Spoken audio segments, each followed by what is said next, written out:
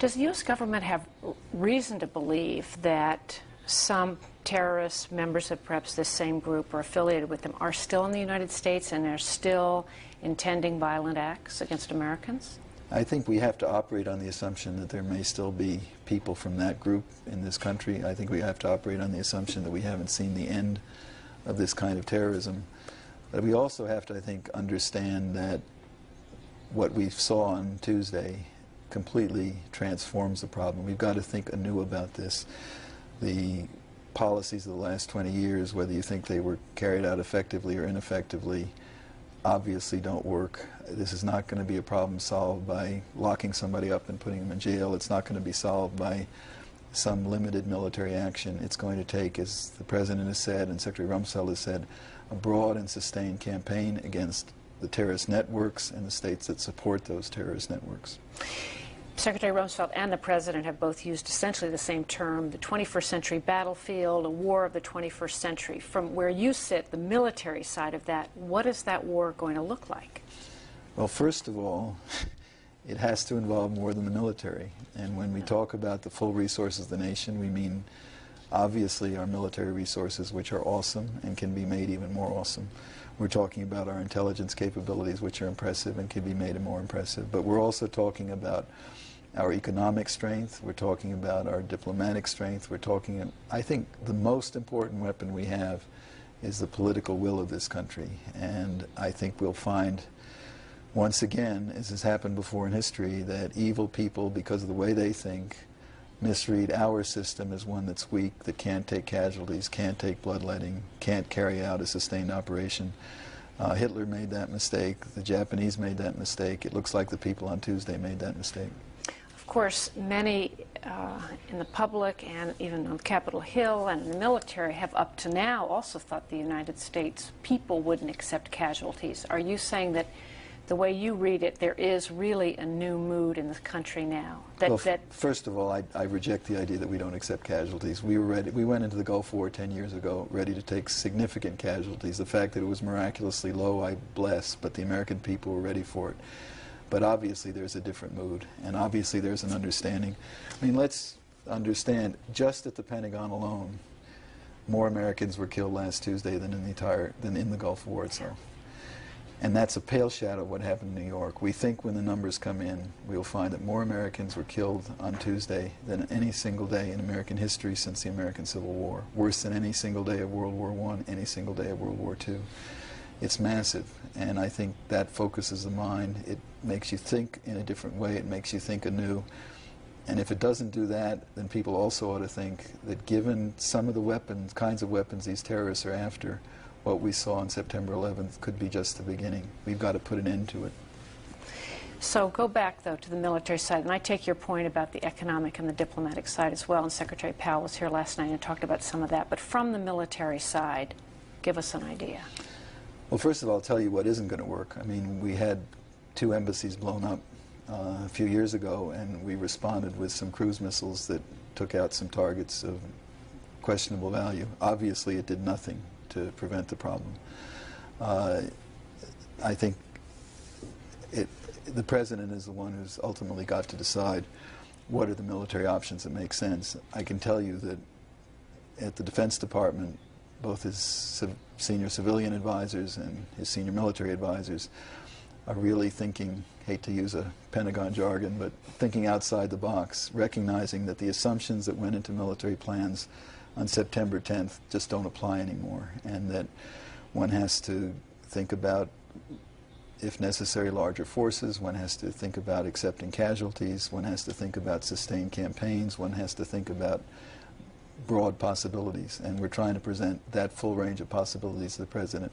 He's the one, and I must say I've been very impressed in the discussions I've heard him in just in the last few days at his grasp of the breadth of the effort that's required.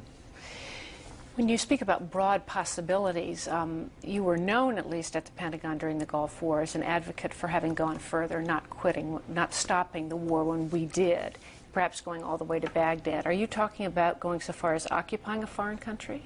Well, I mean, if we want to get into history, I never thought we needed to occupy Baghdad. I do think, and I think former President Bush himself has said that if he had known Saddam Hussein was going to survive that massive defeat, he might have kept the war going a bit longer. I think his people were on the verge of overthrowing him. And that's something to remember in general, that most of the regimes that support terrorism against us support terrorism against their own people, basically. They rule by terror. And one of our greatest allies against them, whether it's in Iraq or many other parts of the world, are going to be their own people. And as we develop strategies, our target is not the people, our target are the regimes, and the people are very often going to be our ally. So if I were a leader of a country that, well, I don't want to put it that way, where on the continuum of supporting terrorists, which certainly we would all agree Afghanistan does, to harboring them, to maybe tolerating them, where on that continuum does a foreign country now have to be concerned about perhaps not just diplomatic and economic action by the U.S., but military action? Oh, well, let me put it this way. There, as you point out correctly, I think every country in the world is examining where they are in that continuum today. And if they tolerate it or are not sufficiently cooperative in police work, I'm sure they're thinking about what the Americans are going to come in asking and what the FBI and Justice Department are going to be looking for. If they're over at the other end, where they have been actively financing and training and providing logistics, intelligence support to these terrorist networks, I would hope every one of them is thinking about getting out of the business and getting out quickly. And that's what a strategy has to look at, is how to... The objective, I think, has got to be very ambitious, and I think the President has stated as an ambitious objective. And as Winston Churchill commented the day after Pearl Harbor, that dictators underestimate American strength, but America is like a great boiler, and once it gets fired up, the energy that it generates is enormous. And when we commit ourselves to an ambitious goal, we can achieve it. But that doesn't mean there is a single solution for each one of these pieces. How careful does the United States have to be to not provoke a backlash, particularly in the Muslim world? I mean, isn't it possible that Osama bin Laden, on some level, wanted to provoke the United States? They don't seem to have covered their tracks very well. It seems that whoever the perpetrators were, they've already been, many of them at least, identified on the planes. Is there a danger for the United States that it might take actions that just inflame anti-American sentiment in the Muslim world? Well, I think there's a danger of that. I think they'd like nothing more than to provoke us into an attack that proves totally ineffective, as unfortunately most of our responses of the last 20 years have been. And these people have thought a lot. I think we have to think about the fact that they've painted such bright targets in certain respects. Maybe they want us to hit them. Maybe they don't want us to hit one that isn't painted quite as bright as that. But on the broader point, I think it is very important. We had a number of memorial services at the Pentagon today, and one of them was by our Muslim employees. This is not an Islamic act that was conducted.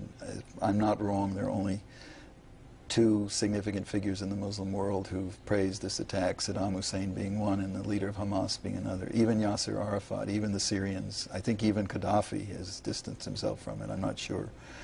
But I was the U.S. ambassador in Indonesia. It's the largest Muslim population in the world. I know every Indonesian that I know has got to be shocked at people claiming that this is justified by the Muslim religion. Every religion has its extremists, and these are religious extremists that we're dealing with. But one of our greatest allies in that struggle has got to be the hundreds of millions of Muslims who do not believe that that's the face of Islam. All right, Mr. Secretary, thanks very much.